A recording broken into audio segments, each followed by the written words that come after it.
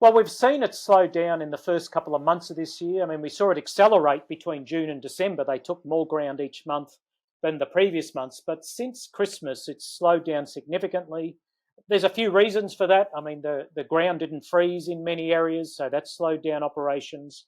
But you just can't take that many casualties for an infinite period of time. And frankly, Russia really achieved what it sought to do in the last 6 months of last year. It was a little bit about taking ground. It was a little bit about killing Ukrainians. It was a lot about influencing the US presidential campaign and the ideas of President Trump and Vice President Vance. I think they've been successful there. So they'll probably ease off on the battlefield, and they'll put the foot back on the accelerator if they feel they need to influence the political process in Washington, D.C. And to that point, there is a buildup of Russian troops in Belarus. What can you tell us about that and the motivation for having them there?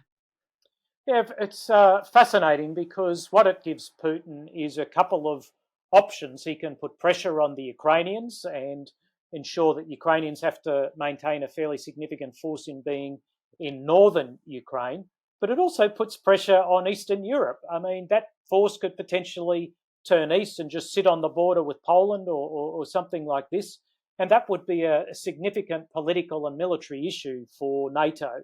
So Putin has some options with these forces in Belarus. They may not just be about Ukraine. You were saying earlier about how Russia has succeeded in influencing the US narrative, and that was a primary focus, and it may be easing off on the battlefield because of that success. And we saw this week that the US voted a UN resolution against a UN resolution to condemn Russian aggression and call for the return of Ukrainian territory. It voted with Russia, with North Korea and Iran against this resolution. How significant do you think that was in terms of the US showing its position?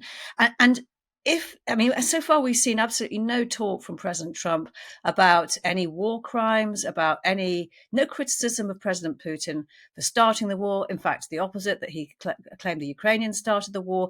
How important is it that, what if the US just lets President Putin off the hook? What do you think the consequences will be way beyond Ukraine? It's shocking stuff. I mean, the UN vote was shocking. I mean, I don't think anyone really expected that. And as tough as the preceding weeks had been for Europe, coming to the conclusion that they now needed to invest more in defence, I think that UN vote was kind of an exclamation mark at the end of that period of time. But it does embolden other leaders. In Europe, you've got to worry a lot about Russia. In the Pacific, we've got to worry about China, North Korea and Russia.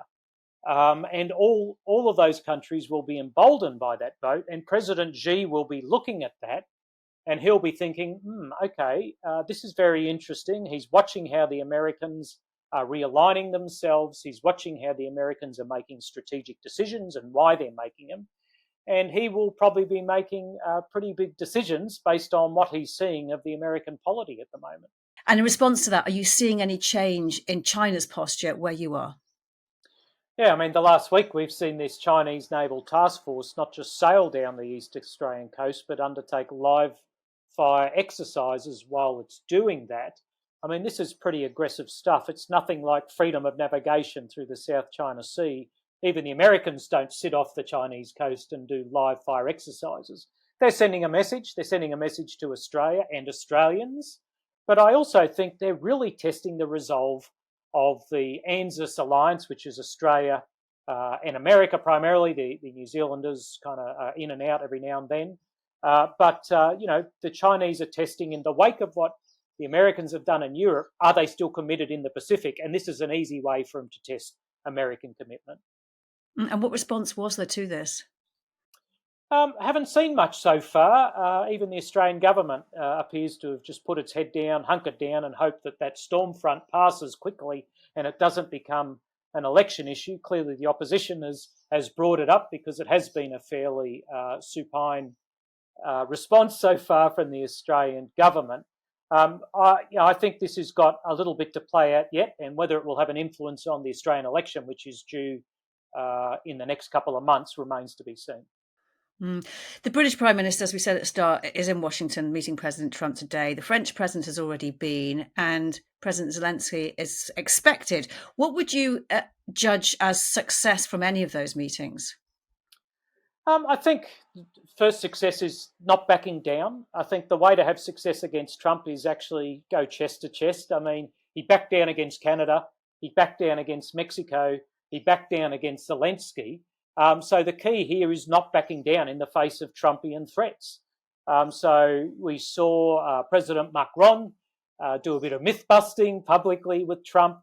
And I'm not suggesting Starmer or others need to do that kind of thing, but I think not backing down is very important in the face of some of the bellicosity we've seen out of the White House. Mm. And while the news headlines are preoccupied with the politics, war crimes have and are still being committed. People have had their identities erased, children have been abducted, still missing, re-educated. Ukraine is fighting every day for its survival, but it's also standing up to tyranny and for democracy in a way the West would do well to heed.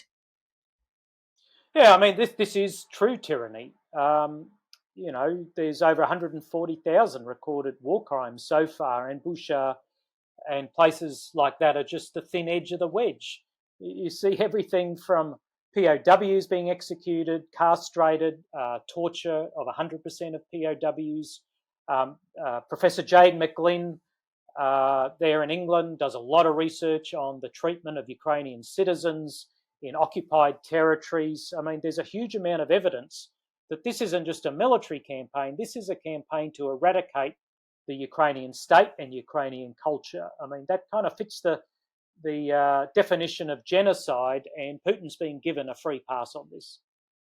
Just interested to know, I mean, quite often when what people will say about President Trump is that actually he thinks that Ukraine is Europe's problem, and that he's more focused on the Indo-Pacific and the problem with China. How do you see it, and how do Australians see it where you are? Well, Trump's partially right. The US is a global power, and it doesn't spend as much on defence as it did in the Cold War. It can no longer cover the entire globe with massive military forces, so it does have to make tough choices. Now, I don't know that that means it has to totally disengage with Europe, but it does have to make choices about priorities.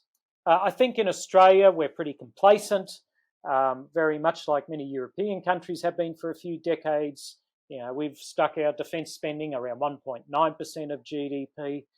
And I think we're in for just as big a shock as many Europeans were eventually. The same principles that Trump used to insist that countries pay more for their own defence will apply equally in the Pacific.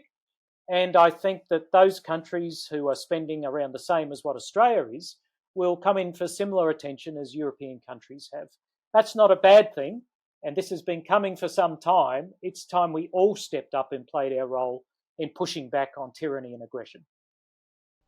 You've been watching Frontline for Times Radio with me, Kate Chabot. If you'd like to be the first to get exclusive content, you can sign up for membership with the link below. You can also listen to Times Radio for the latest news or read it on thetimes.com. My thanks to our producer today, Louis Sykes, and to you for watching. Bye for now.